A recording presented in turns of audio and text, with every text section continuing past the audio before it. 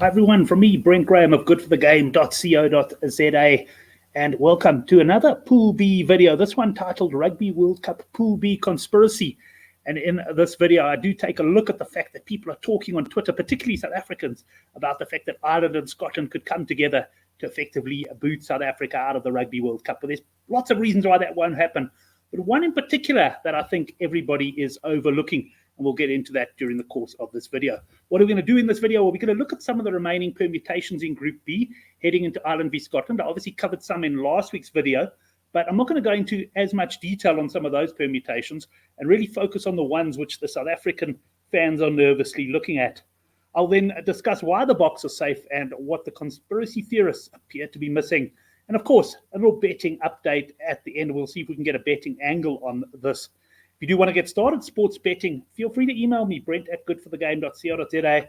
I'll find out what sort of sports you enjoy betting on, what your needs are, and find the right account for you. Let's go on now. And before we do that, if you do like these videos, hit the subscribe button and the like button. It really does help the channel a lot. Right, here's the existing table. We've got South Africa on 15 points, points difference plus 117. Ireland on 14 points with 122. And Scotland, after their big win against Romania, they're on 10 points on plus 97. We've got the two fixtures left in the group.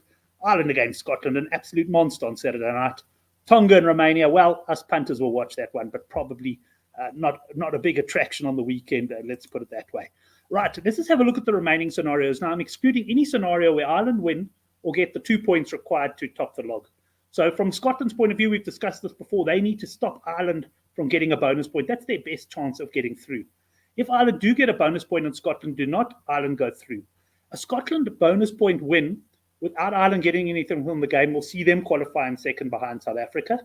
But the scenario we want to look at here and focus on, is if Scotland win and both teams get a bonus point. So in other words, Scotland take 5 points and Ireland take 1. This is very, very unlikely, but ultimately it is the one route that the box can go out. So we're going to have a look at it now. Let's first of all start by looking at the situation where Scotland win, get 5 points, and Ireland 1, and Scotland win by more than 21 points. This is the scenario that the Bok fans are talking about on Twitter. Well, in this case, Scotland would go ahead on points difference, and the three teams would be on 15. Because Scotland are ahead on points difference, they would then top the log, and then it would come to head between the second and third teams. Now, when I did my video last week, I wasn't aware of the head-to-head connotation. It didn't actually have a big difference on what the video was trying to say. But important to note that Scotland top it on points difference. Ireland, South Africa go head-to-head. Ireland beat South Africa. Goodbye, South Africa. You're out of here. But that would take Scotland, as I say, winning by 21 points. You can imagine how unlikely that is. And Ireland would also have to get a bonus point try there as well. So Scotland would probably have to score something like 7 tries. Very, very unlikely, but that's the scenario. Let's have a look at a couple of other scenarios where Scotland win by 1 to 20 points.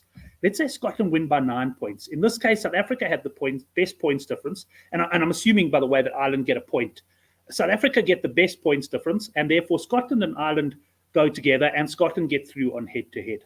If Scotland win by exactly 20 points, that's an interesting one, because they would then be level on points difference with South Africa and ahead of Ireland.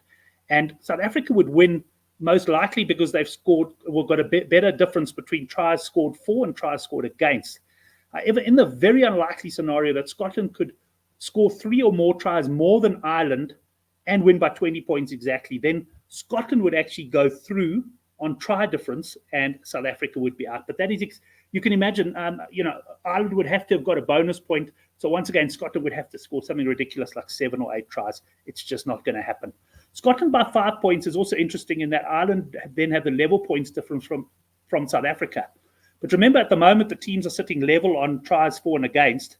But if Ireland lose by 5 points, but Scotland are getting 5 points with a win, it means Scotland are scoring more tries than Ireland.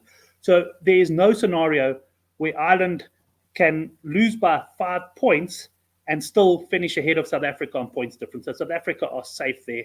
They go through. And then anything under 5, Scotland by 4 points, you'll see then Ireland's points difference is best.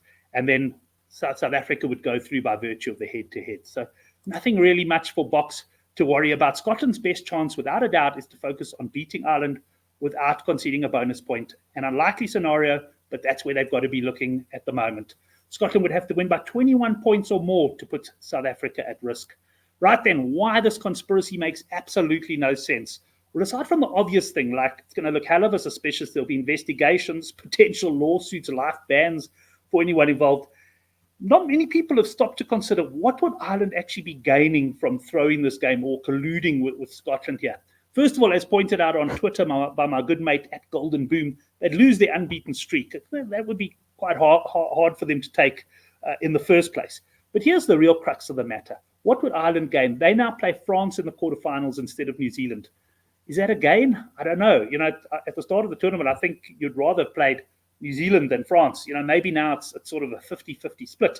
But still, they're not gaining much there. But not only that, but they're taking New Zealand, who are now their likely final opponents, and they say, yeah, play Scotland in your quarterfinal. So with respect to the Scots, that is giving New Zealand a much easier run to the final where they would likely meet Ireland. So honestly, nothing for Ireland to gain yet. Also, it's arrogant for South Africa to think that Ireland want us out so badly, given that they've beaten South Africa 3 times in a row.